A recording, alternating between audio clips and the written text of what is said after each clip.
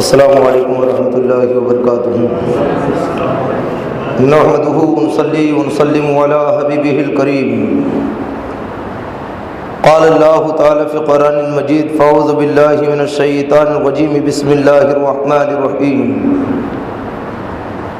ان اولیاء الا المتقون۔ صدق اللہ مولانا العظیم وبلغنا رسولہ النبی الکریم ونحن علی ذلک لمن الشاہدین والشاکرین والحمد للہ رب العالمین۔ بارگاہ رسالت میں درود پاک کا ہدیہ پیش کریں۔ اللہم صلی وسلم بارک علی سیدنا مولانا محمد طب القلوب ودوائیہا وعافیت الابدان وشفائیہا ونور الابصار وضیائیہا وآلہ وصحبہ دائما ابدا۔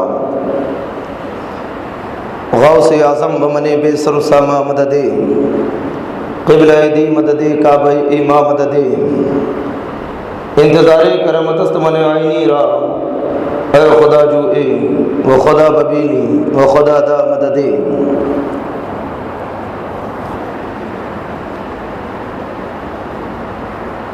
آج کی یہ بزم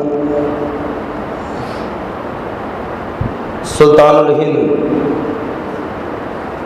سیدنا سرکار غریب نواز رضی اللہ تعالیٰ عنہ کی طرف منسوب ہے۔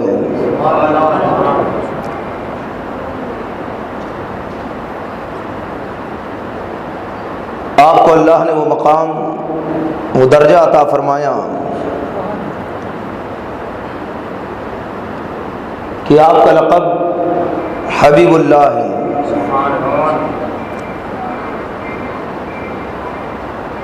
تمام انبیاء اکرام میں اگر حبیب اللہ کسی کا لقب ہے تو ہمارے اور آپ کے آقا فخر عالم صلی اللہ تعالی علیہ وسلم کا ہے۔ اور تمام جماعت اولیاء میں اگر کسی کو حبیب اللہ کہا گیا تو سرکار غریب نواز رضی اللہ تعالی عنہ کو کہا گیا۔ آپ مادر زاد ولی ہیں۔ آپ کے والد حضرت مولانا غیاث الدین رحمۃ اللہ علیہ ولی کامل، جید عالم اور حافظ قرآن تھے۔ آپ کی والدہ محترمہ حضرت بی بی ام الورا ماہ نور رحمۃ اللہ علیہ، آپ بھی قرآن کی حافظہ تھی۔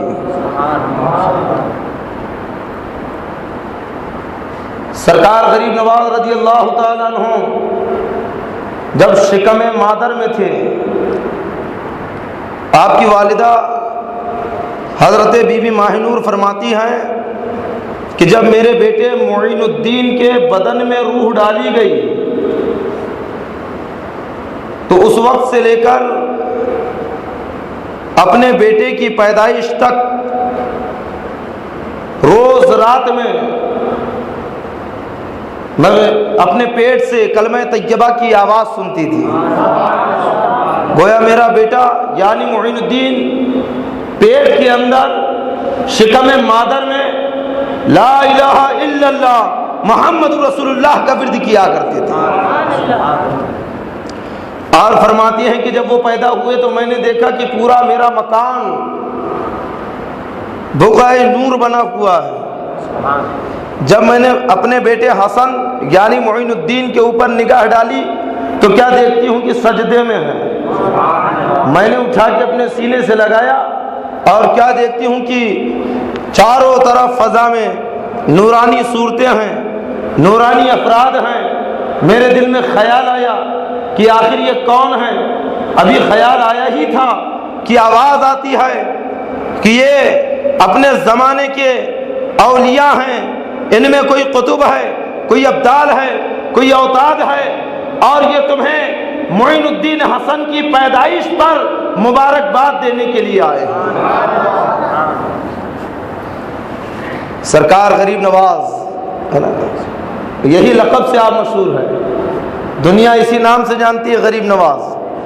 یہ غریب نوازی بعد میں نہیں آئی، جب دنیا میں آئے تبھی سے آپ غریب نواز تھے۔ آپ کی والدہ فرماتی ہیں کہ میرے بیٹے معین الدین کے دودھ پینے کا زمانہ تھا، اگر کوئی عورت اپنے بچے کو لے کر میرے مکان میں آتی اور وہ بچہ دودھ کے لیے روتا تو معین الدین میرا بیٹا حسن انگلی سے میری طرف اشارہ کرتا، میں اس لڑکے کو دودھ پلاتی اور پھر میں دیکھتی کہ میرا بیٹا مسکرا رہا ہے، مطمئن ہو گیا۔ جب سرکار غریب نواز کی عمر 3 سال کی ہوئی تو سرکار غریب نواز رضی اللہ تعالی عنہ اپنے گھر کے باہر جاتے اور جو بچہ بھی نظر آتا اسے اپنے گھر میں لاتے، کھانا کھلاتے، اور جب وہ کھانا کھا لیتا تو آپ بہت خوش ہوتے۔ سرکار غریب نواز رضی اللہ تعالیٰ عنہ کی غریب نوازی بچپن سے ہے، دنیا میں آئے جب سے غریب نواز حیات ظاہری میں تھے، جب بھی غریب نواز، اور ابھی اپنی آرام گاہ میں ہیں تب بھی غریب نواز، اور انشاءاللہ یہ غریب نوازی قیامت تک رہے گی، اور میدان محشر میں بھی یہی غریب نواز اپنے غلاموں کو اپنے سایہ عاطفت میں جنت میں لے کے جائیں گے۔ سرکار غریب نواز نے 14 سال کی عمر میں قرآن یاد کر لیا۔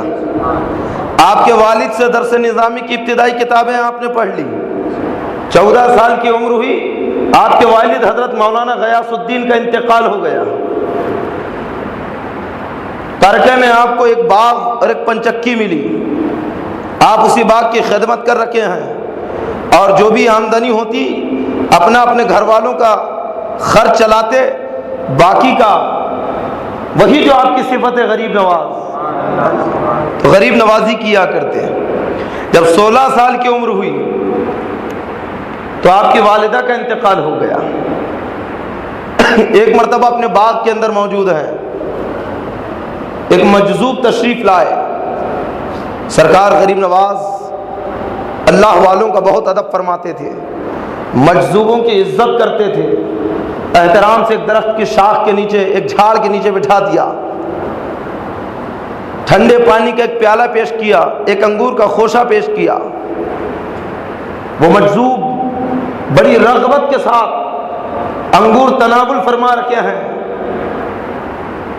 اور ہر ایک دانے کے اوپر کلمات تحسین آپ کی زبان سے نکل رکھے ہیں، ہر ایک دانے پہ آپ دعائیں دیتے جا رکھے ہیں۔ ایک دانہ تناول فرمایا اور فرماتے ہیں کہ اس میں تو مجھے حسن کے زہد کا ذائقہ معلوم ہو رہا۔ پھر ایک دانہ تناول فرمایا اور کہتے ہیں کہ اس میں ام الورا کے ورا کی مٹھاس ہے۔ ایک دانہ تناول فرمایا اور کہتے ہیں کہ اس کے اندر معین الدین کے اخلاص کی چاشنی ہے۔ پھر ایک دانہ تناول فرمایا اور کہتے ہیں کہ اس دانے میں چشت کی شادابی ہے۔ سرکار غریب نواز فرماتے ہیں کہ حضور آپ میرے بارے میں اتنا سب کچھ جانتے ہیں، اپنے بارے میں بھی کچھ بتا دیجئے۔ تو مجذوب کہتے ہیں کہ مجھے ابراہیم قندوزی کہتے ہیں اور لوگ مجھے دیوانہ کہتے ہیں، اور پھر خود ہی فرماتے ہیں کہ لوگ ٹھیک ہی تو کہتے ہیں کہ میں اپنے مرشد حضرت حاجی شریف کا دیوانہ ہوں۔ جب بھی میرے مرشد کے منہ سے کلمات سنتا ہوں تو ایسا معلوم ہوتا ہے کہ آج ہی کا دن وہ دن ہے کہ میرے آتش جذب کے اوپر سلوک کا ابر کھل کر برسے گا۔ میرے شیخ نے میری نس نس کے اندر آگ لگا دی، اور آگ لگا کر مجھے ایک چیز عطا فرمائی اور کہا کہ یہ کھا لینا سکون ملے گا، لیکن کھانے کے لیے شرط لگا دی کہ جب تم یہ کھانا چاہو تو پہلے معین الدین کو تلاش کرنا، اور جب معین الدین مل جائے تو آدھا تم کھانا اور آدھا معین الدین کو کھلانا۔ یہ کہہ کر حضرت ابراہیم قندوزی رحمت اللہ علیہ نے اپنی جھولی کے اندر سے کھلی کا ایک ٹکڑا نکالا، آدھا خود کھایا اور آدھا سیدنا سرکار غریب نواز رضی اللہ تعالیٰ عنہ کو کھلا دیا۔ سرکار غریب نواز نے جیسی وہ ٹکڑا کھایا، نور باطن جگمگا اٹھا، آپ کی روح تڑپ اٹھی۔ فرماتے ہیں کہ حضور آپ کی بات تشریح طلب ہے، میں سمجھ نہیں پایا آخر یہ حاجی شریف کون ہے اور یہ چشت سے کیا مراد ہے۔ حضرت ابراہیم قندوزی فرماتے ہیں کہ تم سب کچھ جان جاؤ گے، اور سنو تم یہ ساری چیزیں جاننے کے لیے ہی پیدا کیے گئے ہو۔ اتنا کہا اور نظروں سے غائب ہو گئے۔ سرکار غریب نواز رضی اللہ تعالیٰ عنہ نے سارا باغ اور پنچکی فروخت کر دی، کچھ پیسہ اپنی زاد راہ کے لیے رکھ لیا، باقی صدقہ خیرات کر دیا۔ علم دین کی تلاش میں، علم دین کی طلب کے لیے آپ سفر کر رکھے ہیں۔ اس زمانے میں بغداد، نیشاپور، سمرقند، بخارا یہ علم کے مراکز مانے جاتے تھے، لیکن سرکار غریب نواز نے نیشاپور کا رخ کیا، اس لیے کیونکہ وہاں پہ بہت سے علماء آپ کے والد کے دوست تھے، آپ کے والد کے مساکب میں سے تھے۔ لیکن جب آپ نیشاپور پہنچتے ہیں تو کیا دیکھتے ہیں کہ پورا شہر ویران پڑا ہوا ہے، پورا شہر سنسان پڑا ہوا ہے۔ وہاں سے آپ نے سمرقند کا ارادہ کیا۔ سمرقند پہنچے، حضرت مولانا حسام الدین مدنی رحمۃ اللہ علیہ کے درسگاہ میں داخلہ کیا۔ حضرت مولانا حسام الدین مدنی رحمۃ اللہ علیہ نے جب سرکار غریب نواز کو دیکھا، آپ کے قرآن کو سنا، آپ کی قرأت کو سنا تو متحیر رہ گئے۔ سرکار غریب نواز رحمۃ اللہ علیہ اپنے استاد حضرت مولانا حسام الدین کی بارگاہ میں علم حاصل کر رکھے ہیں، تفسیر پڑھ رکھے ہیں، فقہ پڑھ رکھے ہیں۔ حضرت مولانا حسام الدین فقہ حنفی کے اس وقت بہت بڑے عالم تھے۔ سرکار غریب نواز بھی مسلکن حنفی تھے، یعنی آپ حضرت امام اعظم ابو حنیفہ کی پیروی کرنے والے تھے۔ سرکار غریب نواز رحمۃ اللہ علیہ حضرت مولانا حسام الدین کے مدرسے میں تعلیم حاصل کر رکھے ہیں۔ جب آپ کی قرأت مولانا حسام الدین نے سنی ہے تو کہتے ہیں کہ معین الدین تم 4 وقت کی نماز تو میرے پیچھے پڑھتے ہو، لیکن فجر میں تم امامت کیا کرو تاکہ فجر کی نماز میں تمہارے پیچھے پڑھوں۔ سرکار غریب نواز 5 سال تک سمرقند میں رہے، علم حاصل کرتے رہے۔ اس کے بعد جب آپ فارغ ہو گئے، ارادہ کیا جانے کا، حضرت مولانا حسام الدین نے کہا کہ معین الدین یہیں پہ رہو، میرے مدرسے میں ہی درس و تدریس کا کام کرو۔ سرکار غریب نواز فرماتے کہ حضور میرا مقام اور میری منزل یہ لکھی ہے، مجھے اور آگے جانا ہے۔ تو حضرت مولانا حسام الدین فرماتے ہیں کہ ٹھیک ہے، اگر تم پڑھنا چاہتے ہو تو بخارا چلے جاؤ، وہاں پہ میرے استاد حضرت عبداللہ خوارزمی رحمۃ اللہ علیہ ہیں، تم ان کے پاس جا کے جو تفسیر مجھ سے پڑھی ہے اس پہ نظر ثانی کر لینا۔ ایک خط آپ نے تحریر کر کے دے دیا۔ سرکار غریب نواز مولانا حسام الدین کا خط لے کر بخارا پہنچے۔ جب حضرت عبداللہ خوارزمی کی بارگاہ میں خط پیش کیا، آپ نے خط پڑھا۔ سرکار غریب نواز کے چہرے کو دیکھتے جا رکھے ہیں، خط پڑھ رکھے ہیں، کہتے ہیں کہ جیسا میرے شاگرد حسام الدین نے کہا ہے تم چہرے سے ویسے ہی نظر آ رکھے ہو، تمہاری شخصیت سے وہ اوصاف ٹپک رکھے ہیں، لیکن میرے پاس کوئی وقت فرصت نہ کی ہے کہ میں تمہیں تعلیم دوں۔ ہاں ایک وقت ہے کہ اگر تم تہجد میں میرے پاس تفسیر پڑھنا چاہو تو میں وقت تہجد میں تمہیں تفسیر پڑھا سکتا ہوں۔ سرکار غریب نواز نے انکار نہیں کیا، بچپن سے عبادت گزار تھے، بچپن سے تہجد کے پابند تھے۔ حضرت مولانا عبداللہ خوارزمی سے کہتے حضور ٹھیک ہے میں تہجد کے وقت پڑھوں گا۔ رات کا وقت ہوتا جب دنیا خواب غفلت میں مبتلا ہوتی، سرکار غریب نواز بیدار ہوتے، حضرت مولانا عبداللہ کے بارگاہ میں حاضر ہوتے اور تفسیر کا علم حاصل کرتے۔ ایک دو دن نہیں بلکہ مسلسل 2 سال تک علم تفسیر حاصل کیا، اور جب آپ کا علم مکمل ہو گیا، آپ وہاں سے فارغ ہو گئے تو پھر آپ نے سفر کا ارادہ کیا، اور وہ بھی سفر حج۔ آپ مدینہ طیبہ پہنچے، سرکار کی بارگاہ میں حاضری دی، پھر وہاں سے مکہ مکرمہ پہنچے، حج بیت اللہ ادا کیا، پھر وہاں سے مدینہ طیبہ میں حاضر ہوئے، سرکار کی بارگاہ میں حاضر ہے۔ اتفاق سے حضرت مولانا حسام الدین مدنی رحمۃ اللہ علیہ سے ملاقات ہو گئی، جو آپ کے استاد تھے۔ دونوں استاد اور شاگرد نے ایک دوسرے کو دیکھا، بغل گیر ہوئے، آنکھوں سے آنسو جاری ہوئے۔ حضرت مولانا حسام الدین نے سرکار غریب نواز کو پھر مکہ مکرمہ لے کر آئے، حرم پاک میں داخلہ ہوا، امام کعبہ سے آپ کا تعارف کرایا، علماء حرم سے تعارف کرایا۔ فجر کا وقت تھا، امام کعبہ کہتے ہیں کہ اے غریب نواز آپ ہمیں درس دیجئے، ہم میں تقریر کیجئے۔ حضرت مولانا حسام الدین نے بھی کہا کہ ہاں معین الدین تم تقریر کرو۔ سیدنا سرکار غریب نواز رضی اللہ تعالیٰ عنہ حضرت مولانا حسام الدین کے کہنے پر فجر کی نماز کے بعد حرم میں بیان کر رکھے ہیں، تقریر کر رکھے ہیں، اور تقریر سننے والے کوئی معمولی نہیں تھے، بلکہ اپنے زمانے کے ان میں بہت سے ایسے تھے جو ولی کامل ہے، اپنے زمانے کے علماء اور مشائخ تھے، وہ سرکار غریب نواز کا بات سن رکھے ہیں۔ مسلسل 2 گھنٹہ تک سرکار غریب نواز نے تقریر بیان فرمائی ہے۔ جب آپ کی تقریر انہوں نے سنا کہ علم کا دریا بہا رکھے ہیں، علم کے گوہر لٹا رکھے ہیں، سرکار غریب نواز کی تقریر سن کر سب کے سب حیرت میں آ گئے۔ سرکار غریب نواز رضی اللہ تعالیٰ عنہ پھر وہاں سے حضرت مولانا حسام الدین سے اجازت لے کر سفر پہ نکلتے ہیں، اور سفر بھی کیسا کہ شیخ کی تلاش میں، مرشد کی تلاش میں، گھر سے چلے تھے علم دین کی تلاش میں، علماء کی بارگاہ میں زانو ادب طے کیا، علم ذاکر حاصل کیا، جب اس سے سیر ہو گئے تو علم باطن کی طرف توجہ دی، گھومتے جا رکھے ہیں، خراسان پہنچے، سمرقند پہنچے، بغداد پہنچے۔ جب نیشا پور میں آئے، کسی سے معلوم کیا کہ کیا کوئی یہاں شیخ کامل ہے؟ لوگوں نے کہا کہ ہاں، نیشا پور کے قریب ایک قصبہ ہے، ایک گاؤں ہے جسے ہارون کہتے ہیں، وہاں پہ ایک اللہ کے ولی ہیں، مرشد کامل ہے۔ سرکار غریب نواز فرماتے کہ ان کا نام کیا ہے؟ تو کہا ان کا نام عثمان ہارونی ہے۔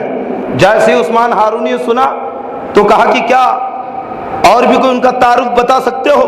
تو کہا ہاں، ان کا نام عثمان ہارونی چشتی ہے، اور وہ حضرت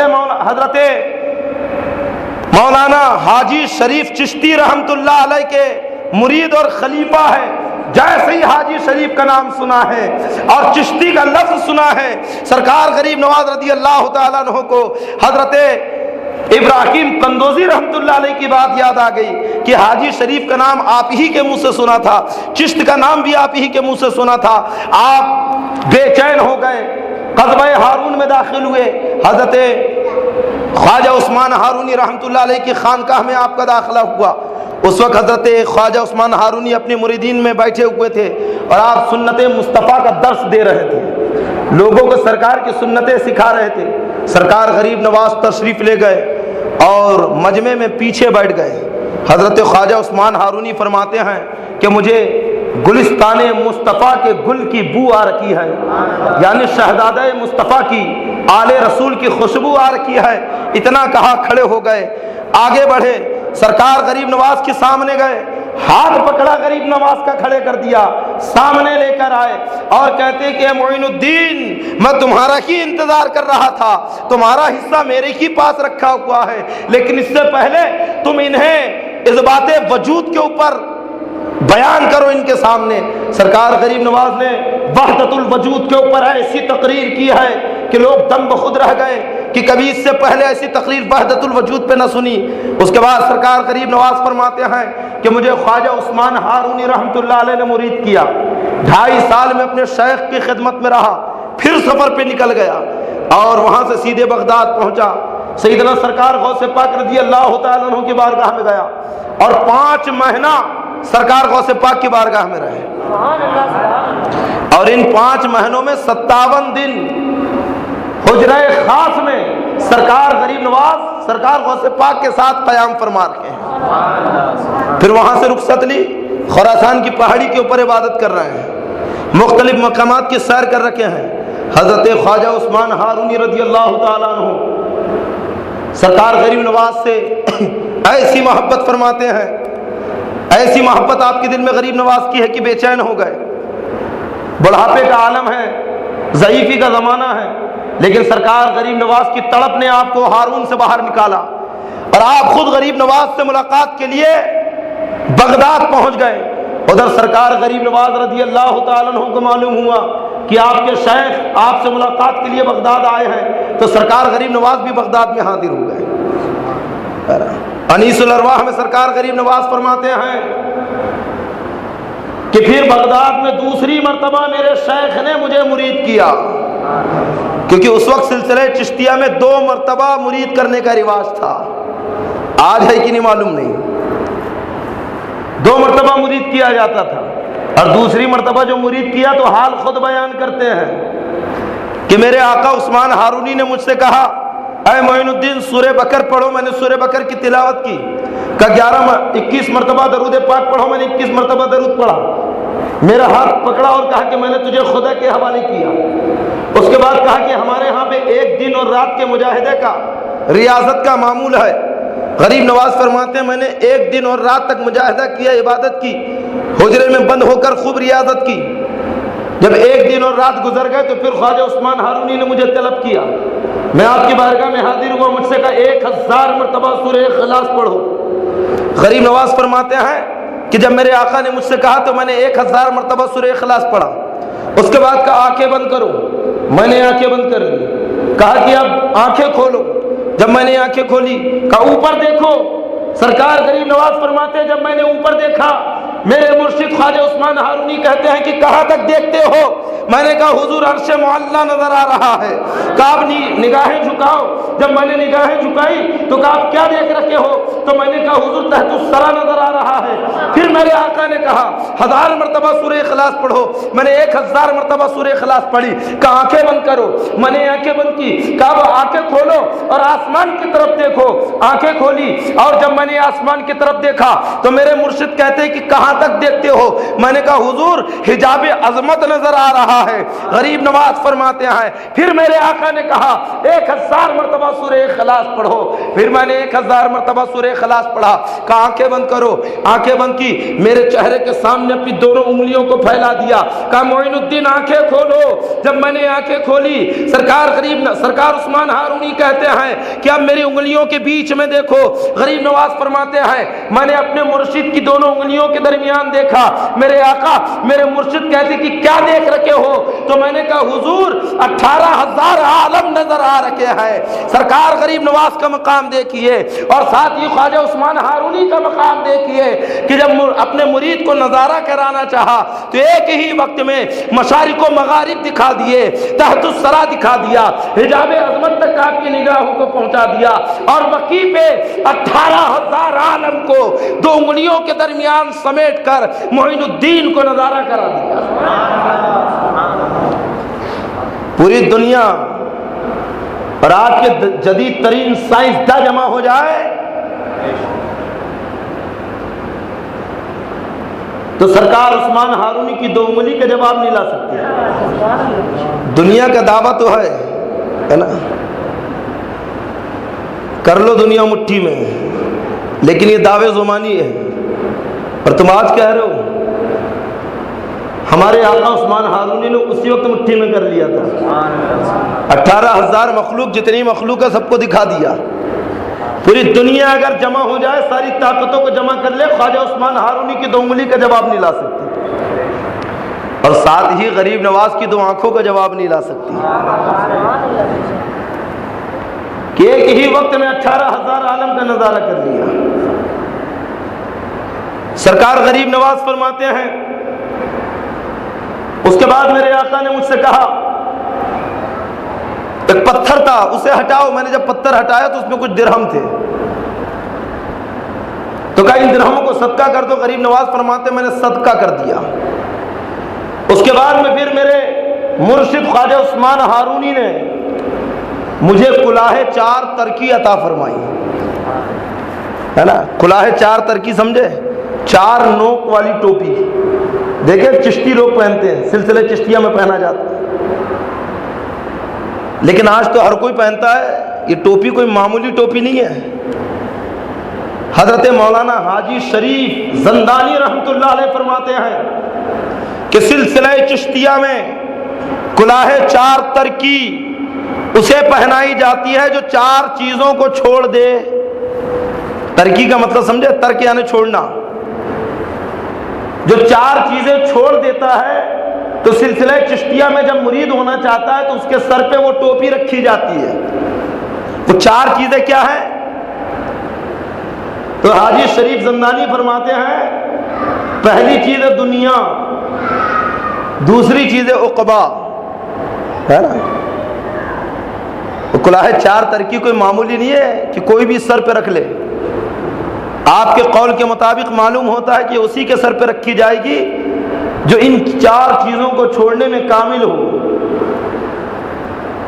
پہلی چیز تو دنیا, کہ دنیا سے کنارہ کش ہو جائے, دنیا سے محبت نہ رکھے. دوسری چیز ہے عقبہ یعنی آخرت. صوفیہ کا معاملہ بھی عجیب ہے, باتیں سمجھ میں نہیں آتی, جبکہ ہم یہی سنتے ہیں کہ اپنی آخرت بناؤ, آخرت کو کامیاب کرو, آخرت کی تیاری کرو, سنتے ہیں کہ نہیں؟ لیکن صوفیہ کے مسلک میں یہ ہے کہ آخرت کے پیچھے نہ بھاگو, نہ دنیا کے پیچھے بھاگو نہ آخرت کے پیچھے بھاگو. مطلب یہ ہے کہ نہ دنیا طلب کرو نہ آخرت طلب کرو, صرف اور صرف اللہ کو طلب کرو, اور جو اس دعوے میں پختہ ہوگا اسی کے سر پہ کلاہ چار تر کی رکھی جائے گی.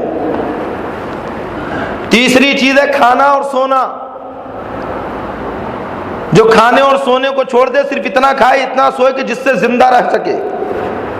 اور چوتھی چیز ہے اپنی خواہشات نفسانی کو چھوڑ دے, اپنی نفسانی خواہشات کو ختم کر دے. تو جو یہ چار چیزیں چھوڑ دیتا ہے اسے کلاہ چار تر کی پہنائی جاتی ہے. غریب نواز کہتے ہیں کہ میرے آقا میرے مرشد خواجہ عثمان ہارونی نے مجھے کلاہ چار تر کی عطا فرمائی, اور پھر مجھ سے کہا کہ معین الدین اب تم اکیلے نہ رہو بلکہ میرے ساتھ میں رہو. سرکار غریب نواز اس کے بعد سے 20 سال تک مسلسل اپنے شیخ خواجہ عثمان ہارونی کی خدمت میں رہے. سفر کر رکھے ہیں, اندازہ سفر بھی دیکھو کہ جب خواجہ عثمان ہارونی کے ساتھ میں ہیں مرشد کا کس قدر احترام کر رکھے ہیں کہ اپنے مرشد کا سارا سامان اپنے کاندھے پہ اٹھا لیا, بستر اپنے سر پہ رکھ لیا, جہاں مرشد جا رکھے ہیں وہاں جا رکھے ہیں. گرمی کے دن ہے تو ٹھنڈا پانی پیش کر رکھے ہیں, ٹھنڈ کے دن ہے تو گرم پانی وضو کے لیے پیش کر رکھے ہیں. سفر جاری ہے, جہاں شیخ جا رکھے ہیں وہاں سرکار غریب نواز جا رکھے ہیں. سفر کرتے کرتے ایام حج میں کعبے میں پہنچے, طواف کعبہ کیا. سرکار غریب نواز کا ہاتھ پکڑتے خواجہ عثمان ہارونی اور کعبے کی طرف رخ کر کے کہتے ہیں کہ مولا میں نے معین الدین کو پسند کیا, تو بھی اسے قبول فرما.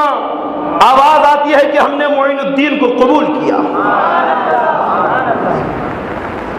اس کے بعد میں پھر سفر کیا, مدینہ طیبہ پہنچے, بارگاہ مصطفیٰ میں حاضر ہوئے, اور حاضری کا انداز بھی تو دیکھو خواجہ عثمان ہارونی کے ساتھ. خواجہ عثمان ہارونی نے سرکار کی بارگاہ میں صلاۃ والسلام پیش کیا, پھر بعد میں سرکار غریب نواز نے سلام پیش کیا. جیسی سرکار غریب نواز کہتے ہیں صلاۃ والسلام علیک یا رسول اللہ, جواب آتا ہے وعلیک السلام یا شیخ البر والبحر. زمین والوں کے سمندر والوں کے شیخ تم پر بھی سلام ہو. پھر سرکار غریب نواز اپنے شیخ کے ساتھ سفر کر رکھے ہیں, بغداد پہنچے. سرکار غریب نواز فرماتے ہیں کہ میرے شیخ نے پھر مجھے اجازت اور خلافت سے نوازا, اور مجھے وہ تبرکات مصطفیٰ جو سلسلہ و سلسلہ آپ تک پہنچے تھے عطا فرمائے, اور خود اپنے ذاتی تبرکات مجھے عطا کیے, اور کہا معین الدین میں اپنے مریدوں میں خلفہ میں اس کا تمہیں اہل پاتا ہوں, تم یہ اسی کو دینا جسے تم اہل پاؤ اپنے مرید میں. سرکار غریب نواز رحمۃ اللہ علیہ نے وہ تبرکات لے لیے, اپنے شیخ سے اجازت لی, اور آپ سفر پہ نکلے. سفر حج میں حج ادا کیا, بارگاہ مصطفیٰ میں حاضری دی, سرکار کی بارگاہ میں موجود ہیں. تقریباً 3 مہینے قیام کیا. 3 مہینے کے بعد میں مسجد نبوی شریف میں لوگوں کا ہجوم تھا. روضہ مصطفیٰ سے آواز آتی ہے معین الدین کو بلاؤ.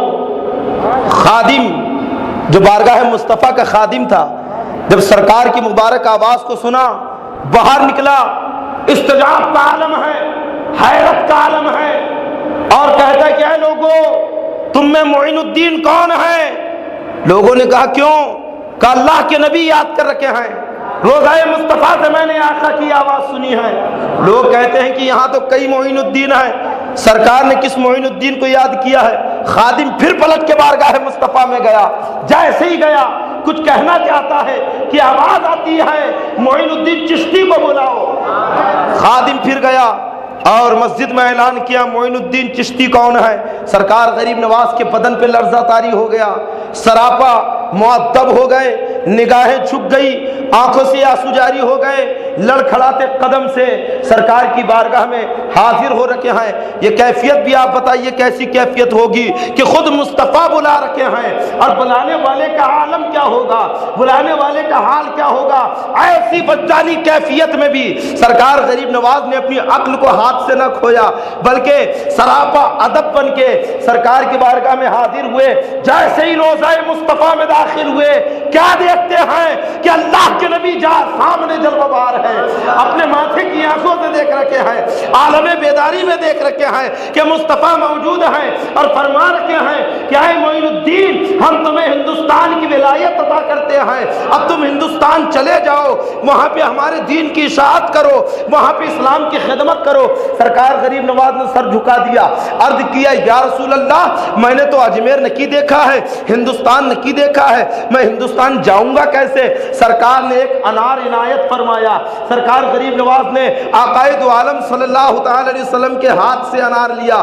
سرکار فرماتے ہیں کہ معین الدین اس انار میں دیکھو. سرکار غریب نواز جب اس انار میں دیکھنے لگے تو آپ کو سارے مشرق و مغرب دکھا دیے گئے, پوری دنیا اس میں نظر آ رکھی ہے, یہاں تک کہ آپ نے اسی انار کے اندر ہندوستان کو بھی دیکھ لیا, مدینے سے ہندوستان کا راستہ بھی دیکھ لیا, اجمیر کی ایک ایک گلی کا ملاحظہ کر لیا, یہاں تک کہ اجمیر کی خد و خال, وہاں کی پہاڑیوں کو, غاروں کو, ہر چیز کو آپ نے دیکھ لیا. پھر سرکار کی بارگاہ سے رخصت ہوئے. مدینے سے جب چلے تھے تو اسی وقت آپ کے ساتھ 40 لوگوں کا قافلہ ہو گیا. سرکار غریب نواز مدینے سے سفر کر رکھے ہیں. پھر آپ بخارا, نیشا پور ہوتے ہوئے افغانستان پہنچے. پھر افغانستان سے آپ نے ملتان میں قدم رکھا, راستے سے جا رکھے ہیں, اور جب لوگوں کو آپ کی بزرگی کا علم ہوتا تو لوگ آپ کے قریب آ رہے ہیں. فاسق ہے تو گناہ سے توبہ کر رکھے ہیں, مشرک آپ کے ہاتھ پہ ہاتھ دے کر ایمان لا رکھے ہیں. ملتان میں جب پہنچے اس وقت شہاب الدین غوری ملحدوں کے اوپر غالب آ چکے تھے. غزنویوں کا اقتدار ختم ہوا, ملحدوں نے قبضہ کر لیا.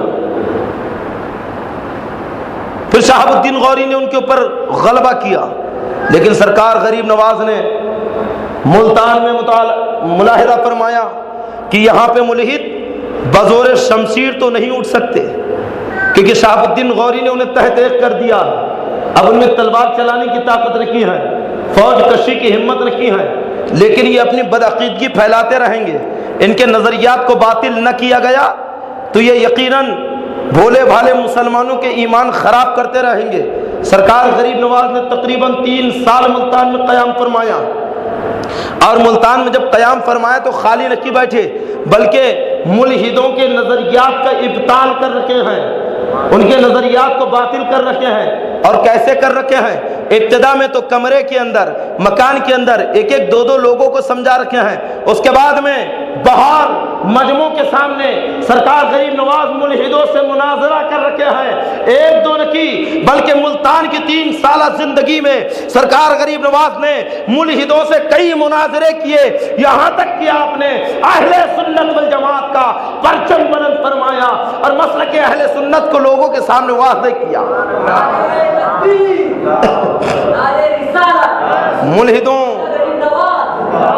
ملحدوں کا یہ برداشت نہ ہوا, ان کے جوانوں کی ایک سرکش جماعت سرکار غریب نواز کی طاق میں رہنے لگی کہ کہاں یہ تنہائی میں مل جائے. ایک مرتبہ موقع مل گیا, رات کا وقت تھا, سرکار غریب نواز اپنے حجرے میں نماز پڑھ رہے تھے. کچھ اوباش لڑکے, شریر لڑکے تلوار لے کر سرکار غریب نواز کے حجرے میں داخل ہو گئے اور سوچ رہے ہیں بڑی آسانی سے قتل کر دیں گے. آپ نماز میں مشغول ہیں. ان لوگوں نے چاروں طرف سے گھیرا, تلوار کے وار کرنے لگے, وار پہ وار کیے جا رکھے ہیں, لیکن تلوار ایسی بدن سے گزر رکھی ہے جیسے ہوا میں چل گئی. چلاتے جا رکھے ہیں, یہاں تک کہ تلوار چلاتے چلاتے تھک گئے. سرکار غریب نواز جب نماز سے فارغ ہوئے, اب وہ بیٹھے ہوئے ہیں, لیکن اب نیت بدل چکی ہے, حقیقت واضح ہو گئی. سرکار غریب نواز کے ہاتھ پہ ہاتھ دیا, بے دینی سے توبہ کی, مسلمان ہو گئے. پھر آپ وہاں سے چلے, لاہور آئے, حضرت داتا گنج بخش لاہوری رحمۃ اللہ علیہ کی بارگاہ میں آپ نے ایک چلہ کیا ہے نا. اچھا سرکار غریب نواز جب ملتان تک پہنچ گئے تھے، ادھر اجمیر میں کھلبلی مچ گئی، اجمیر میں بھوچال آ گیا. اجمیر میں جو راج گرو تھا، سمجھے، جسے راج گرو کی پدوی حاصل تھی، سارے رشیوں کا منیوں کا جو باس تھا، اس نے راج ماتا سبیتا دیوی سے کہا ہے نا. یہ راج ماتا سبیتا دیوی پرتھوی راج چوہان کی ماں تھی. اس سے کہا کہ اب تو ہمارے اجمیر کے اوپر میں ہماری حکومت میں سنکٹ آ رہا ہے. ایک ایسی طاقت، کیونکہ یہ وہ وقت تھا جب شہاب الدین غوری کو شکست ہو چکی تھی. سرکار غریب نواز میں دہلی میں داخل ہوئے تھے تو اس وقت دہلی میں جشن منایا جا رہا تھا. پرتھوی راج چوہان شہاب الدین غوری کو مات دے کر اس پہ فتح حاصل کر کے دہلی میں جشن منا رہا تھا، اور شہاب الدین غوری ہندوستان سے واپس جا رہے تھے. راستے میں سرکار غریب نواز سے ملاقات بھی ہوئی.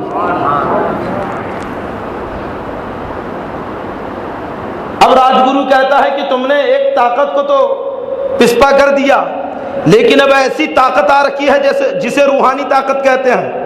اس طاقت کے سامنے نہ کوئی لشکر ٹھہر سکتا ہے، نہ کوئی طاقتور آدمی ٹھہر سکتا. بڑی بڑی قوتیں اس کے سامنے کچھ نہ ٹیک دیں گی، ہم اس کا مقابلہ نہیں کر سکتے. اس طاقت کو روکنا چاہیے. سرکار غریب نواز ابھی ملتان میں ہے، راج گرو اجمیر کے اندر سبیتا دیوی سے کہہ رہا ہے طاقت کو روکا جائے.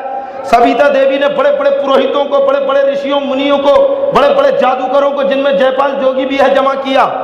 تارا گڑھ کی پہاڑی کے اوپر ہون رکھا گیا. ہون سمجھتے ہیں؟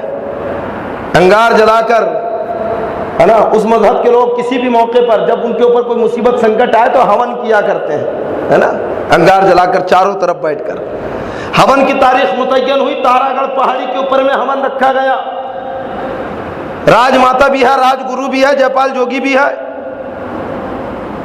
بڑے بڑے جادوگر رشی منی ہندوستان کے سب وہاں پہ جمع ہیں. سورج نکلنے کا انتظار کیا جا رہا، سب کے منہ مشرق کی طرف ہے. جیسے مشرق سے سورج نکلا، ہون شروع ہو گیا. وید کے راج گرو نے کچھ منتر پڑھنا شروع کیے، یہ کے بعد دیگر سب منتر پڑھتے جا رہے ہیں. 500 کلو چندن گائے کے گھی میں بھگا کر اس کے اندر ڈالا جا رہا ہے. شام تک وہ ہون ہوتا رہا. جب ہون کمپلیٹ ہو گیا، راج ماتا کہتی ہے کہ میں آپ سب کا شکر ادا کرتی ہوں کہ اپنے اپنے مقام سے یہاں پہ آئے. ہمیں اس طاقت کو روکنا ہے، ہر طور پہ اس کا جواب دینا ہے، کیونکہ میں نے راج گرو سے سنا ہے کہ اس طاقت کا ہم تلوار سے مقابلہ نہیں کر سکتے، نیزوں سے، بازوئے قوت سے مقابلہ نہیں کر سکتے. جب رات ماتا بول کے ہٹ گئی تو جے پال جوگی کھڑا ہوا اور کہتا ہے کہ میں نہیں سمجھتا اس بات کو کہ راج گرو نے خواہ کا خوف ہمارے اندر پھیلا کے رکھا ہے. اگر وہ کوئی ایسی طاقت لے کر آ رہا ہے جو چمتکارک شکتی ہے، روحانی طاقت ہے، تو ہم اس کا مقابلہ کر سکتے ہیں. جے پال جوگی واقعی بہت بڑا اس وقت جادوگر تھا. کہتا ہم نے اس کی طاقت سے مقابلہ کریں گے. ہمارے بڑے تو بڑے ہیں، جو میرا چھوٹا چیلا ہے وہ اس کے پیچھے وہاں تک دوڑے گا جہاں سے وہ آیا ہے. یہ جے پال جوگی کا دعویٰ تھا غریب نواز کے لیے، لیکن یہ دعویٰ کس قدر باطل ہوا ابھی آپ آگے سنیں گے. سرکار غریب نواز رحمت اللہ علیہ ملتان کے اندر بیٹھے ہوئے ہیں. یہاں پہ آپ کو روکنے کی پلاننگ کی جا رکھی ہے، سازشیں کی جا رکھی ہے. پھر جے پال جوگی کہتا ہے ٹھیک ہے، ہم فلاں دن فلاں وقت میں ایک میٹنگ رکھیں گے. وہاں پہ اس نے جادوگروں کا انتخاب کیا، بڑے بڑے پروہتوں کا انتخاب کیا کہ تم اپنے ذہنوں میں اس کے تعلق سے معلومات حاصل کر کے آؤ اور روکنے کے طریقے سوچ کے آؤ. جب میٹنگ کا دن آیا، وقت متعینہ پہ سب جمع ہو گئے، لیکن سب کے سب عاجز تھے. سب کہتے ہیں کہ ہم کوئی ترکیب نہیں سوچ پائے. لیکن جے پال جوگی اور متھرا کا ایک جادوگر اور تھا، تو وہ کہتا ہے کہ ہمارے دماغ میں ترکیب آئی ہے، ہم اسے روک دیں گے. کہ کیا ترکیب ہے؟ کہا کہ ہم نے اپنی جادوئی شکتی سے دیکھا ہے کہ اس کے ساتھ کوئی فوج نہیں ہے، نہ اس کے ساتھ کوئی اوزار ہے، نہ کوئی ہتھیار ہے. بس کچھ جماعتیں ہیں جن کے لباس بھی بڑے پرانے پھٹے ہیں، مختصر سے سامان ہے، چلے آ رکھے ہیں، لیکن روحانی طاقت کے مالک ہے. بس ہمیں انہیں ہندوستان کے باہر ہی روکنا ہے. تو وہاں پر کاٹھمانڈو کا نا بھوٹان کا ایک جوگی، ایک جادوگر بیٹھا ہوا تھا، اور بڑا پائے کا جادوگر تھا وہ کہتا ہے کہ میرے دماغ میں ایک ترکیب ہے انہیں روکنے کی، ہے نا، غور کرنا اس بات کے اوپر میں کہ کیا ترکیب ہے۔ تو اس نے راج ماتا سبیتا دیوی سے کہا کہ آپ اگر مصوروں کا انتظام کر دیں، مصور سمجھے تصویر بنانے والے کو کہتے ہیں، مصوروں کا انتظام کر دیں تو میں اس ترکیب کو آپ کے سامنے بتاؤں۔ بڑے پائے کے مصور ہونے چاہیے۔ سبیتا دیوی نے 4 مصوروں کا انتظام کیا، اور چاروں ایسے ماہر تھے کسی کی صورت ایک بار دیکھ لے تو تصویر بنا دے۔ پھر اس نے جے پال جوگی اور متھرا کے اس جادوگر سے کہا کہ تم نے جو غریب نواز کی صورت ملاحظہ کی ہے اسے اپنے ذہن میں لے کر آؤ۔ اور یہ ان لوگوں کے لیے مشکل نہیں تھا، کیونکہ وہ لوگ تپسیائیں کیا کرتے تھے، بیٹھے رہتے تھے آسن جما کر۔ اور اس نے 4 مصوروں کو، تصویر بنانے والوں کو بٹھا دیا۔ جے پال جوگی متھرا کا جادوگر یہ آنکھ بند کر کے بیٹھ گئے، اپنے ذہن میں سرکار غریب نواز کی صورت کو لا رہے ہیں۔ وہ 4 تصویر بنانے والے بھی آنکھ بند کر کے بیٹھے ہیں۔ بھوٹان کا وہ جادوگر منتر پڑھنا شروع کیا، منتر پڑھتے جا رہا ہے، جاپ کرتے جا رہا ہے۔ پھر اس نے وہ خیال، وہ ذہن جو جے پال جوگی اور متھرا کے جادوگر کے ذہن میں آیا تھا، مصوروں کے ذہن میں ڈال دیا۔ اور پھر مصوروں سے کہا کہ کہو دماغ میں تصویر آئی؟ کہاں آ گئی؟ کیا بنا لو گے؟ کہاں؟ 4 کمروں میں بھیجا، 4 الگ کمروں میں، کچھ ہی دیر میں وہ تصویر بنا کے آئے۔ جب لوگوں نے دیکھا تو کیا دیکھتے ہیں کہ ایک ہی ذات کی 4 تصویر، ہو بہو ایسی تصویر بنی۔ تو سبیتا دیوی نے ایسی 16 تصویر بنائی سرکار غریب نواز کی۔ بات آئی سمجھ میں؟ یہ تصویر بنانا دشمنوں کا کام ہے، محبوبوں کا کام نہیں ہے، کیونکہ محبوب یہ ظاہری تصویر پہ اکتفا نہیں کرتے ہیں، وہ تو اپنے آقاؤں کی تصویر دل میں بناتے ہیں۔ تبھی تو کسی نے کہا ہے کہ دل کے آئینے میں ہے تصویر یار، جب ذرا گردن جھکائی دیکھ لی۔ تصویر بنانا کیا ہے تو اپنے دلوں میں بناؤ۔ یہ باہر پینٹ سے پینٹنگ کر کے تصویر بنانا دشمنوں کا کام ہے۔ پرتھوی راج چوہان اور جے پال جوگی نے تصویر بنائی تھی غریب نواز کی، اور اجمیر کی سرحد جہاں حکومت تھی اس کی چوکیوں میں دے دی، ہر ایک چوکی میں ایک تصویر کا اس شکل کا آدمی اگر اندر داخل ہونا چاہے تو روک دیا جائے، ہے نا۔ اس کے بعد پرتھوی راج چوہان نے رام پرکاش، یہ ایک جوان آدمی تھا، بڑا ذہین عقل مند، پڑھا لکھا تھا، اسے سرکار غریب نواز کی جاسوسی کے لیے بھیج دیا۔ یہ زہر میں بجھا ہوا خنجر لے کر سرکار غریب نواز کی جاسوسی کے لیے نکلا کہ کون ہے، کیا ہے، کہاں تک پہنچے۔ اور اسے حکم بھی یہ تھا کہ موقع پا کر غریب نواز کو قتل بھی کر دیں۔ یہ جب لاہور پہنچا، اس وقت سرکار غریب نواز لاہور میں تھے، مسلمانوں کا روپ دھارن کیا، ٹوپی پہنی، صوفیوں کا کپڑا پہنا، آپ کے حلقے میں شامل ہو گیا۔ ایک مرتبہ موقع پا کر سرکار غریب نواز اپنے حجرے کے اندر تنہا بیٹھے ہوئے ہیں، رات کا وقت ہے، حجرے کے اندر گھس گیا۔ جیسے ہی سرکار غریب نواز کی نگاہ پڑی تو آپ فرماتے ہیں کہ رام پرکاش تمہیں حاضر ہوئے 1 ہفتہ ہو گئے اور آج ہمارے پاس آ رہے۔ یہ سرکار غریب نواز کی روشن ضمیری دیکھیے، عطائے مصطفیٰ ہے لیکن علم غیب دیکھیے۔ کہتے ہیں کہ 1 ہفتہ ہو گیا یہاں پہ آئے اور آج آ رکھے ہو۔ اے رام پرکاش، جب تم وہ زہر میں بجھا ہوا خنجر لے کر اجمیر سے چلے تھے اسی وقت سے مجھے تمہارا انتظار تھا، اور میں دیکھ رہا ہوں کہ 1 ہفتے سے ہو لیکن آج آ رہے ہو۔ نکالو خنجر اور چلا دو، کھڑے کیوں ہو؟ اپنی خواہش بھی پوری کر لو۔ خنجر نکال کے ایک طرف ڈالا، سرکار غریب نواز کے قدموں سے لپٹ گیا، آپ کے ہاتھ پہ ہاتھ دیا، توبہ کی، ایمان لے آیا۔ سرکار غریب نواز نے اس کا نام ضیاء الرحمان رکھا۔ پھر آپ جب ملتان سے چلے، راستے میں ایک جوگی رہا کرتا تھا اپنے چیلوں کے ساتھ، اسے پتا چلا کہ کوئی ہے نا پوتر آتما، ہے نا کوئی بہت ہی زیادہ عمدہ پاک آدمی ہماری سرحد میں آیا ہے، تو وہ بھی درشن کرنے کے لیے اپنے چیلوں کے ساتھ گیا۔ جب چلا تو کیا دیکھتا ہے کہ وہ تو مسلمان ہے، اور پھر اس کو تارا گڑھ کی میٹنگ یاد آ گئی کیونکہ یہ بھی اس میں تھا کہ آنے والا ہے. تو سرکار غریب نواز سے کہنے لگا کہ میں تو تمہیں اندر ہندوستان میں داخل نہیں ہونے دوں گا, تمہارے خلاف تو ہمارے ہاں پہ ہون ہوا ہے, میٹنگیں ہوئی ہے, تمہیں ہر روکنے کی ہر ممکن کوشش ہمیں کرنا ہے.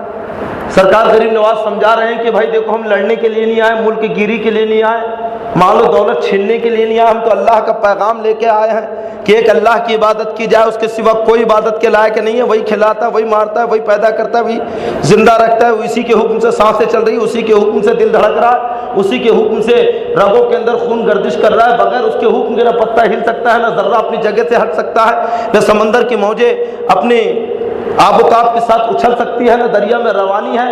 غرض کے جو چیز ہے اسی کے حکم سے ہے. بات اس کے سمجھ میں نہیں آئی کہ کچھ بھی ہو میں تو آپ کو آگے بڑھنے نہیں دوں گا, یہی مقابلہ کروں گا, قتل کر دوں گا. اس کی یہ گستاخانہ گفتگو حضرت خواجہ قطب الدین بختیار کاکی رحمۃ اللہ علیہ سے برداشت نہ ہوئی. آپ آگے بڑھے اور اسے سمجھانے لگے تو وہ کہتا ہے کہ میں تو ایسا نہیں سمجھوں گا, میرے پاس روحانی شکتی ہے, روحانی طاقت ہے نا, جادوئی شکتی کو روحانی شکتی کہہ رہا ہے. اگر تمہارے اندر بھی یہ طاقت ہے تو مقابلہ کرو. یہ کہہ کر وہ ہوا میں اڑ گیا ہے نا. اور جب ہوا میں اڑا تو سرکار خواجہ غریب نواز خواجہ قطب الدین بختیار کاکی کو کہتے ہیں کہ قطب الدین تم بھی اس کی زبان میں سے جواب دو. اتنا کہنا تھا کہ سرکار خواجہ قطب الدین بختیار کاکی بھی ہوا میں اڑ گئے, بلند ہوئے, اتنے بلند ہوئے کہ اس سے بلند ہوئے. اس نے جب دیکھا کہ یہ تو میرے سے اوپر جا رہے ہیں تو پھر وہ بھی اڑا, اور اتنی اوپر اڑا, اتنی اوپر اڑا, اتنی اوپر اڑا کہ ہوا کی حد ختم ہو گئی ہے نا. ایک مقام پہ جا کے ہوا کی حد ختم ہوتی ہے کہ نہیں, اس سے اوپر تو ہوائی جہاز بھی نہیں جاتا.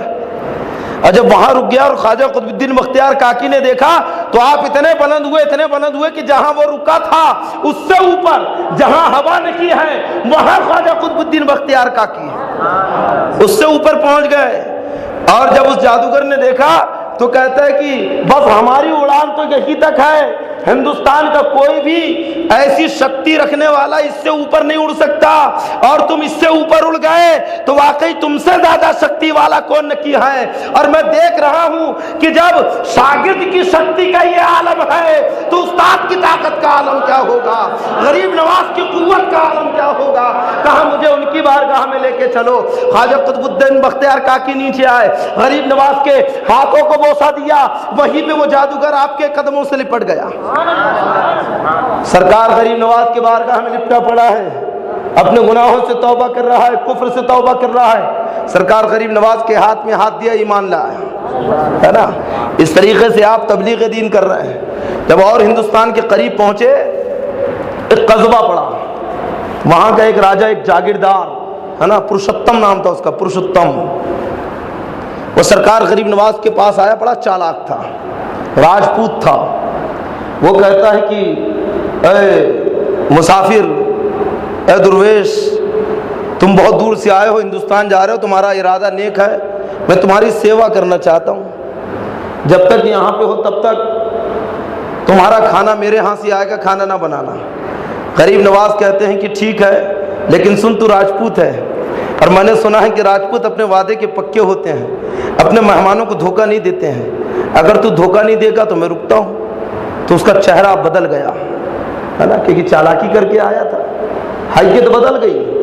کہتا ہے کہ ٹھیک ہے, میں کوئی دھوکہ نہیں دوں گا. چلا گیا. کچھ دیر کے بعد میں خادموں کے ہاتھ اس نے کھانا بھیجا. سرکار غریب نواز کے بارگاہ میں کھانا پیش کیا گیا, مریدین بیٹھے ہیں. آپ نے کھانا دیکھا اور حضرت خواجہ فخر الدین سے کہا کہ وہاں پہ ایک کاغذ رکھ دو. ایک کاغذ رکھا گیا. سرکار غریب نواز نے اس کھانے پہ دم کیا تو کھانے کا جتنا زہر تھا وہ صفوف کی شکل میں اس کاغذ پہ آ گیا.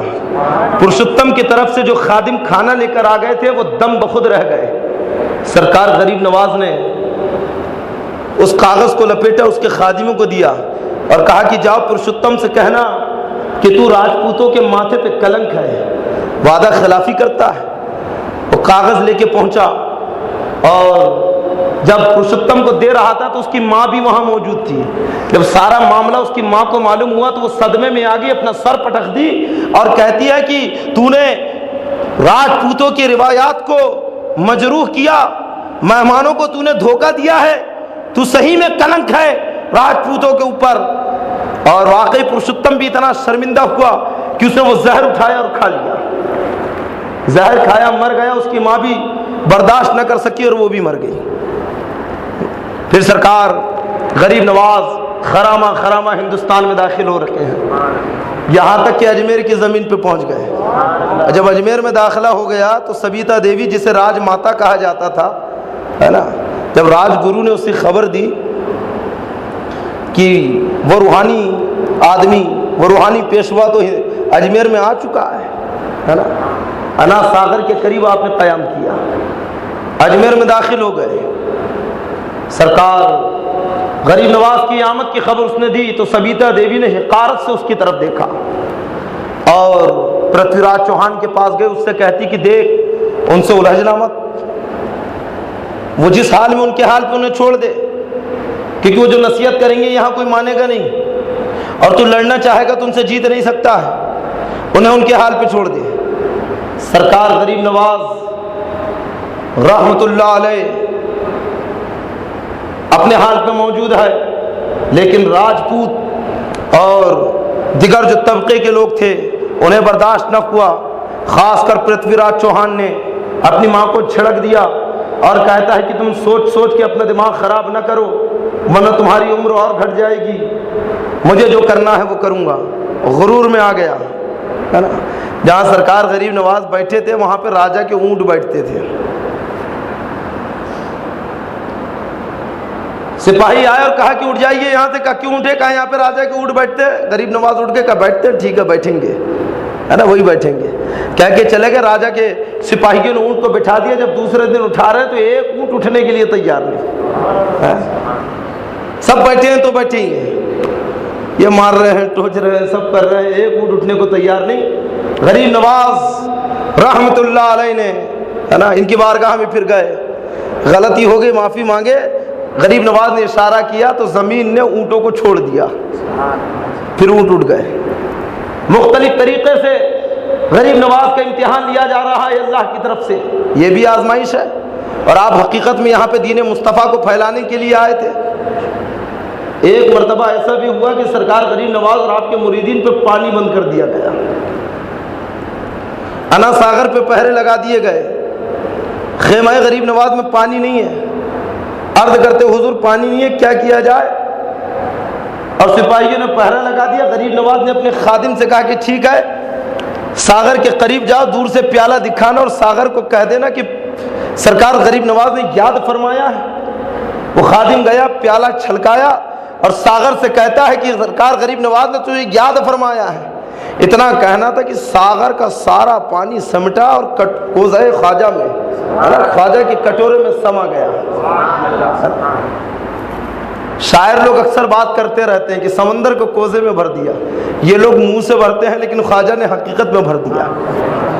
और सरकार गरीब नवाज अना सागर को कोज़े में भरकर आज के गुस्ताख और आज के यजीदियों को जवाब दे रखे हैं कि मेरे नाना हुसैन पे एतराज करने वालों, मेरे नाना हुसैन को मैदान करबला में मजबूर कहने वालों कि हुसैन इतने मजबूर थे कि पानी न पी सके, सुन लो, हुसैन मजबूर नहीं थे।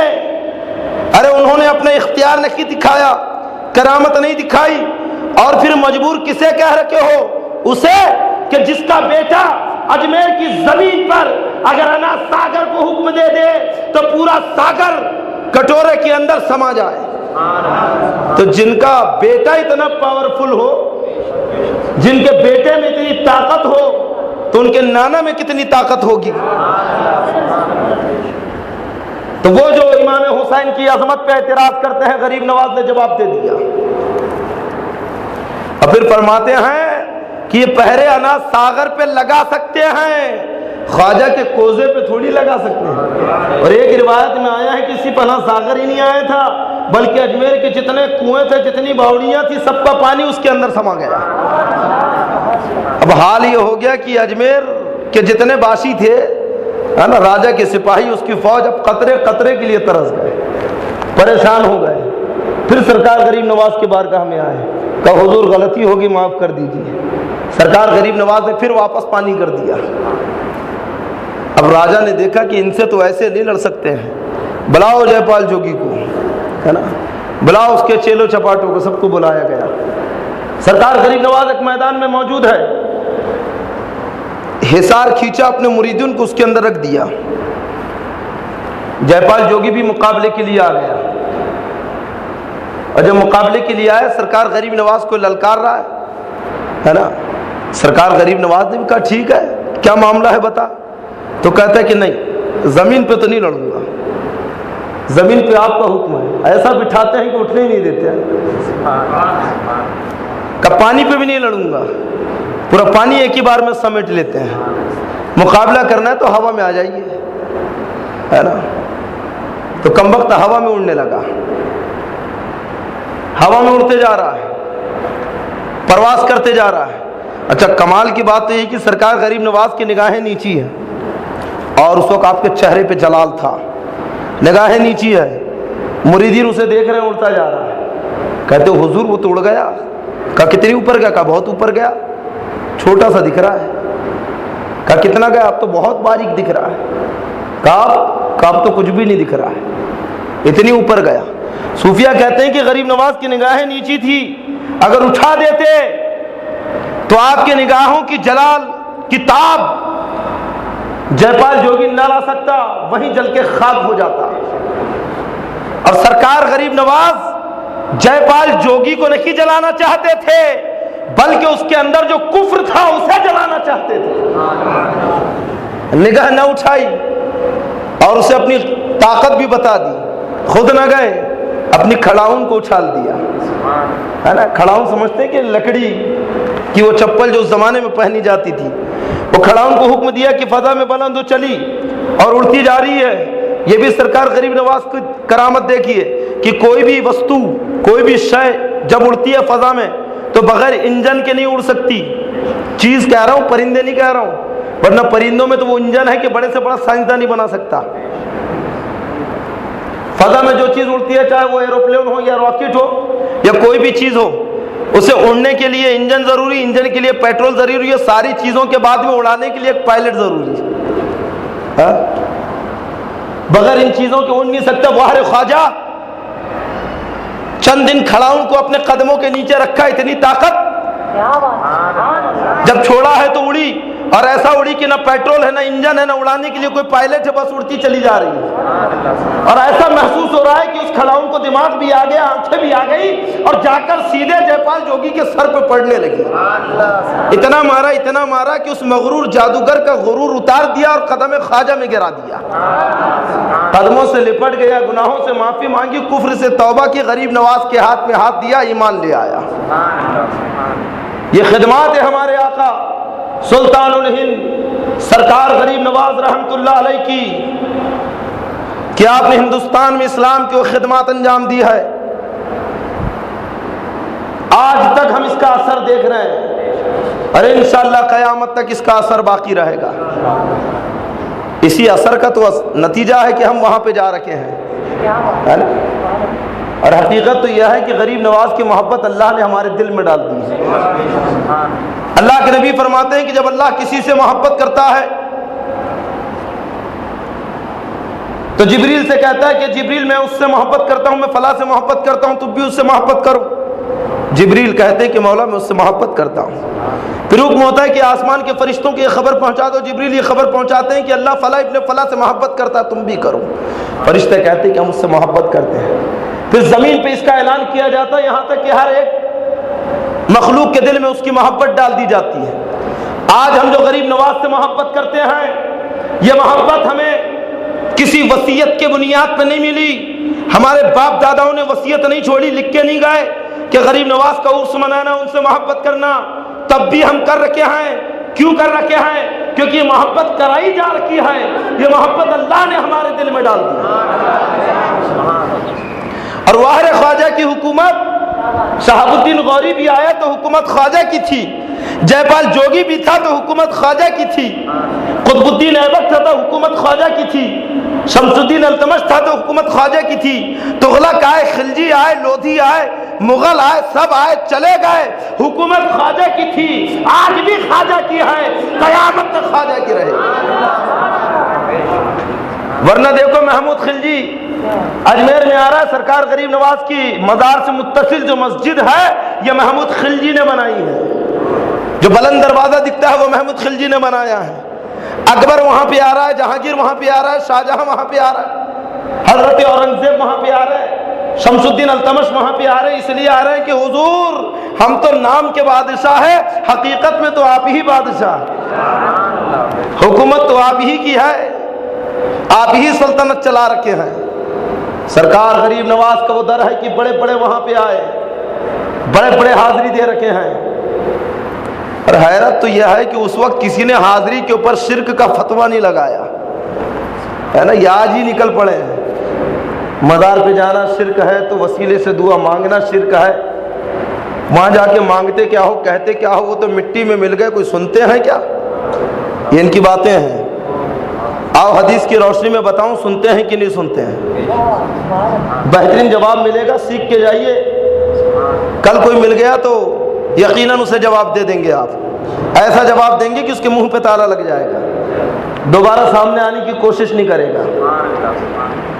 کوئی کہے کہ کیا اولیاء کرام سنتے ہیں جو تم ان کی بارگاہ میں جا کے التجا کرتے ہو، تو کہنا کم عقل حدیث پاک کا انکار کرتا ہے۔ کیا تجھے نہیں معلوم کہ مرنے کے بعد بھی لوگ سنتے ہیں اگرچہ وہ کافر ہو؟ مواہب لدنیہ شریف میں ہے اور دیگر کتب احادیث کے اندر ہے کہ جب جنگ بدر ختم ہو گئی، مشرکین کی لاش ایک طرف رکھی گئی، سرکار قریب گئے، ابو جہل کی لاش ہے، عتبہ کی لاش ہے، شیبہ کی لاش ہے، امیہ ابن خلف کی لاش پڑی ہے۔ اللہ کے نبی فرماتی کہ اے ابو جہل، اے عتبہ، اے شیبہ، کہو کیا تم نے میرے رب کے وعدے کو سچا نہیں پایا؟ میں نے تو سچا پایا، مجھ سے فتح کا وعدہ کیا تھا، فتح عطا فرمائی، تم سے جہنم کا عذاب کا وعدہ کیا تھا، کہو عذاب ملا کہ نہیں؟ حضرت عمر آ گئے کہ یا رسول اللہ یہ تو مر چکے ہیں، کیا سنیں گے؟ سرکار فرماتے ہیں کہ اے عمر یہ تم سے زیادہ سننے والے ہیں۔ مطلب یہ ہے کہ عمر یہ مرنے والے جو مر چکے ہیں زندوں سے زیادہ سنتے ہیں، لیکن ان کے اندر جواب دینے کی طاقت نہیں ہوتی ہے۔ کتنا زیادہ سنتے ہیں تو یہ بھی بتا دوں، ہے نا؟ آج لوگ کہتے ہیں کہ غریب نواز تو اجمیر میں ہے، تم ناگپور میں ہو اور یہاں سے کہہ رہے ہو کہ اے غریب نواز ہماری مدد کرے، اللہ کی بارگاہ میں دعا کرے، ہمارے یہ معاملے ہیں اسے حل کرے۔ وہ تو اجمیر میں کیا سن رہے ہیں؟ آؤ اسی کا جواب دیتا ہوں کہ مردوں کے سننے کی طاقت، جو عام مردے ہیں ان کی طاقت کا عالم کیا ہے؟ قوت سماعت کا۔ اور جب ان کی طاقت کا یہ عالم ہے تو اللہ والوں کی قوت سماعت اور سننے کی طاقت کا عالم کیا ہوگا؟ اللہ کے نبی فرماتے جب قبرستان میں جاؤ تو قبر والوں کو سلام کرو۔ پھر یہ حدیث ہے کہ نہیں؟ سب کو معلوم ہے حدیث ہے، السلام علیکم یا اہل القبور، کہتے نا قبر والوں تمہیں سلام ہو۔ اب مجھے آپ یہ بتاؤ کہ جب آپ قبرستان میں جاتے ہو تو کیا لاؤڈ اسپیکر کے اندر چیخ کے کہتے ہو اے قبر والوں سلام ہو؟ ہاں، یا زور سے کہتے ہو؟ دل کی دل میں کہتے ہو؟ سلام آدمی کیسا کرتا ہے قبرستان میں؟ دل میں کرتا ہے کہ نہیں؟ اچھا یہ بتاؤ کہ جب قبرستان میں پہنچے اور قبرستان 2 ایکڑ کے اندر پھیلا ہوا ہے، 2 ایکڑ میں قبرستان، جب آپ گئے تو کیا ہر ایک قبر کے پاس جا کے سلام کرتے ہو؟ نہیں، قبرستان کے گیٹ میں قدم رکھا کہ السلام علیکم اہل القبور۔ کہو یہ عقیدہ ہے کہ نہیں کہ قبرستان میں جتنے سنی صحیح عقیدہ مسلمان مدفون ہیں انہیں سلام پہنچ گیا؟ اگرچہ وہ قبرستان کے آخری کونے میں ہو، منو مٹی کے نیچے دبا ہے، اس نے بھی آپ کی آواز کو سن لیا، سنا کہ نہیں؟ اب یہ سلام آپ نے کیسا کیا تھا؟ دل میں۔ آپ قبرستان میں پہنچے، گیٹ کے اوپر دل میں سلام کیا، لیکن قبرستان کے دوسرے کونے کے اندر مٹی کے نیچے ایک آدمی دبا ہے، مرے ہوئے 100 سال ہو گئے، لیکن وہ قبر کے اندر آپ کی آواز بھی سن رہا ہے، آپ کو پہچان بھی رہا ہے اور سلام کا جواب بھی دے رہا ہے۔ اور ضروری نہیں کہ سبھی اللہ والے ہو، کوئی ایسا بھی تھا جو دنیا میں شرابی تھا، جواری تھا، کبابی تھا، زانی تھا، چغل خور تھا، نہ جانے کیا کیا تھا، لیکن مرنے کے بعد اس کی سننے کا پاور اتنا بڑھ گیا کہ قبر کے اندر دلوں کی آواز کو سن لے. تو جب ایک عام آدمی مرنے کے بعد اتنا سن سکتا ہے تو بتاؤ غریب نواز کتنا سنتے ہوں گے. جب ایک عام مردہ قبرستان کی گیٹ پہ سلام کیا جائے تو دوسرے کونے میں اس کے دل کی آواز سن لیتا ہے, تو یقیناً ہمارے غوث, ہمارے خواجہ یہاں سے ہماری آوازوں کو سنتے ہیں, ہماری التجاؤں کو سنتے ہیں. اچھا, ان کا اعتراض یہ بھی ہے کہ جب سنتے ہیں تو پھر فائدہ کیا ہے نا, تو اس کا بھی جواب حدیث کی روشنی میں. اللہ کے نبی فرماتے ہیں کہ قبرستان میں جوتے پہن کے نہ جاؤ, حدیث ہے نا سرکار کی. اگر تم جوتے پہن کے جاؤ گے انہیں تکلیف ہوگی تو تمہیں تکلیف ہوگی. کیا مطلب؟ تم جوتے پہن کے جاؤ گے, تمہارے جوتے کی آواز سے میت کو تکلیف ہوگی, اور جب میت کو تکلیف ہوگی تو کہیں ایسا نہ ہو کہ تمہیں بددعا دے دے, اور جب تمہیں بددعا دے دے تو تمہیں نقصان نہ پہنچ جائے, تمہیں تکلیف نہ ہو جائے. اس لیے سرکار نے کہا کہ جوتے پہن کے نہ جاؤ. تو معلوم ہوا کہ مردوں کی بددعا سے نقصان پہنچ سکتا ہے, اور جب مردوں کی بددعا سے نقصان پہنچ سکتا ہے تو اللہ کے ولیوں کی دعا سے فائدہ پہنچ سکتا ہے. اور پہنچ سکتا نہیں ہے بلکہ پہنچتا ہے. جب ایک عام آدمی قبر میں بددعا دے دے, نقصان پہنچ جائے, تو ہمارے خواجہ قبر میں دعا دے دے تو کہو فائدہ پہنچے گا کہ نہیں. اور ہم بارگاہ غوث میں جا کر, بارگاہ خواجہ, بارگاہ تاج الدین میں جا کر یہی تو کہتے ہیں کہ حضور ہمارے حق میں دعا فرمائے. یہی تو کہتے ہیں حضور ہمارے لیے دعا کرے. کب عقیدہ ملا کہ نہیں؟ جب عام قبروں پہ جانا جائز تو اللہ والوں کی قبروں پہ جانا بدرجہ اولا جائز. جب عام قبروں پہ فاتحہ پڑھنا جائز تو اللہ والوں کی مزاروں پہ بدرجہ اولا جائز. اور اللہ والے سنتے بھی ہیں, مدد بھی کرتے ہیں, اللہ انہیں تصرفات عطا فرماتا ہے. آپ کے ذہن کے مطابق ایک جواب اور ان کے لیے جو کہتے ہیں کہ مزاروں پہ حاضری دینا شرک ہے نا.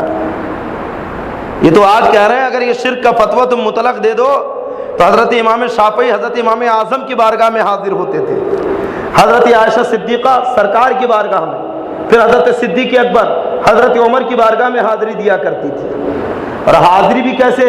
حضرت عائشہ صدیقہ جب سرکار کا وصال ہوا تو بارگاہ مصطفیٰ میں حاضر ہو رکھی ہیں. جب حضرت صدیق اکبر کا وصال ہوا تو سرکار کی بارگاہ میں اور حضرت صدیق اکبر کی بارگاہ میں حاضری دے رکھی ہے. اور جب حضرت عمر کا انتقال ہوا تو حضرت عائشہ چہرہ ڈھانپ کر نقاب کرتے ہوئے حاضری دے رکھی ہے. گویا اپنے اس فعل سے خبر دے رکھی ہے کہ پہلے تو میرے شوہر میرے آقا تھے, پھر اس کے بعد میرے والد صدیق اکبر تھے, پھر اس کے بعد عمر آ گئے, اور جب عمر آئے تو میں ان سے پردہ کر رکھی ہوں, اس لیے کیونکہ یہ اپنی قبر کے اندر زندہ بھی ہے اور مجھے دیکھ بھی رہے ہیں. اور اگر شرک کا فتویٰ دیتے ہو تو پھر غریب نواز کے اوپر بھی فتویٰ لگ جائے گا, جو حضرت داتا گنج بخش کی بارگاہ میں 1-2 دن نہیں 40 دن تک قیام فرمائے تھے. بڑے بڑے بادشاہ غریب نواز کی بارگاہ میں حاضر ہو رہے ہیں, اور انہی میں ہندوستان کے بادشاہ حضرت اورنگزیب عالمگیر رحمت اللہ علیہ بھی حاضر ہو رکھے ہیں. اور حاضر ہو کر یہی تو تصور دے رکھے ہیں کہ مزارات پہ حاضری جائز ہے, ان سے مانگنا بھی جائز ہے, اور ان کی بارگاہ سے ملتا ہے, اس پہ عقیدہ اور یقین ہونا بھی ضروری ہے. یہ نظریہ ہم نے نیا ایجاد نہیں کیا ہے, یہ حضرت اورنگزیب کا نظریہ ہے. اگر فتویٰ ہم پہ لگاتے ہو تو ہم پہ بعد میں لگانا, پہلے حضرت اورنگزیب پہ لگانا ہے نا. آپ ہی نے تو سکھایا ہے کہ ان سے جاؤ اور مانگو. نہیں تو دیکھو بارگاہ خواجہ میں حاضر ہوئے, اور جب حاضر ہوئے تو کیا دیکھتے ہیں کہ ایک اندھا بیٹھا ہوا ہے, آنکھیں جا چکی, اندھا ہے, بیٹھا ہے. اورنگزیب کہتے کب سے بیٹھے؟ کہا حضور ایک عرصہ ہو گیا. کہا ایک عرصہ ہو گیا ابھی تک اندھا ہے, آنکھیں نہیں آئی؟ کہا نہیں آئی. کہا کم عقل تو نے مانگا نہیں ہے, یہ بارگاہ غریب نواز ہے, یہاں سے کیا نہیں ملتا ہے؟ مانگنے کے لیے خلوص چاہیے, نیت کی درستگی چاہیے. تو نے مانگا نہیں ہے, مانگتا تو یقیناً مل جاتا, اب مانگے گا ہے نا.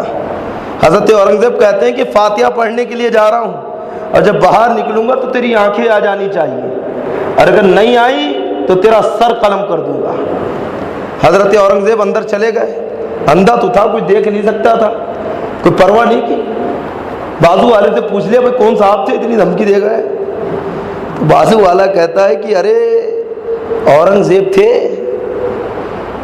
تو سپڑا گیا، کون اورنگزیب؟ وہ سلطان الہند، ہندوستان کے بادشاہ عالمگیر تو نہیں؟ کہاں بھائی؟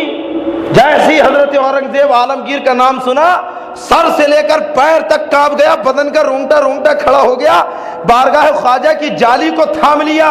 اب چیخ کے کہتا ہے کہ غریب نواز، اب تک تو آنکھوں کا سوال تھا، اب تو جان کا سوال ہے۔ اورنگزیب ہے اورنگزیب، وعدے کے بڑے پکے ہیں، اگر آنکھیں نہ آئی تو گردن مار دیں گے۔ اے غریب نواز، اب تو آنکھیں عطا کر دیجئے، اور آنکھیں عطا کر کے اس غریب کی جان بچا لیجئے۔ رو رہا ہے، گڑ گڑا رہا ہے۔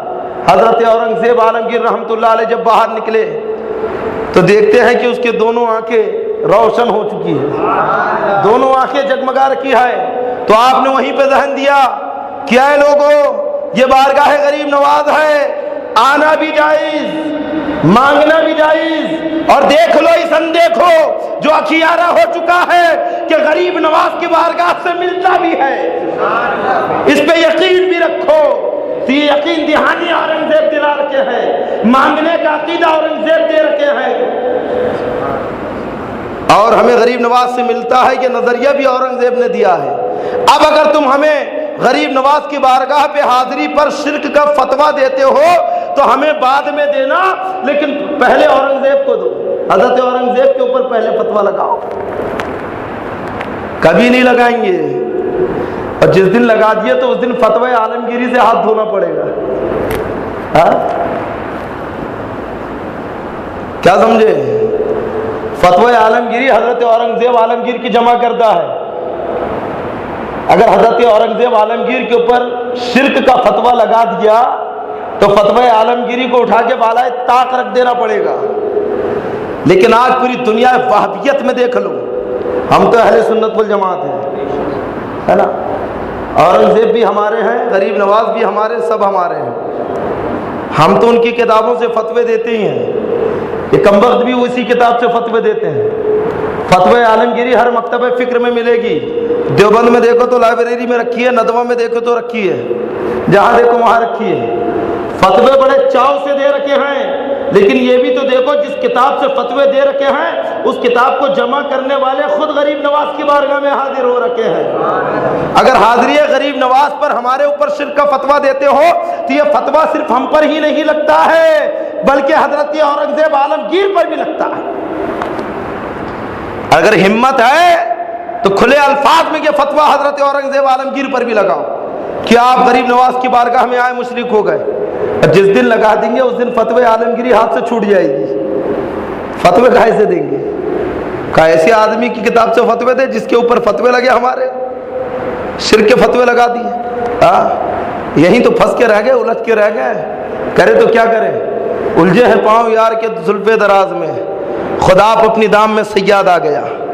غریب نواز کی بارگاہ عظیم بارگاہ ہے، یہ آپ کی خدمات کا نتیجہ ہے کہ ہندوستان کے کونے کونے میں اسلام کی شمع روشن ہے اور قیامت تک روشن رہے گی۔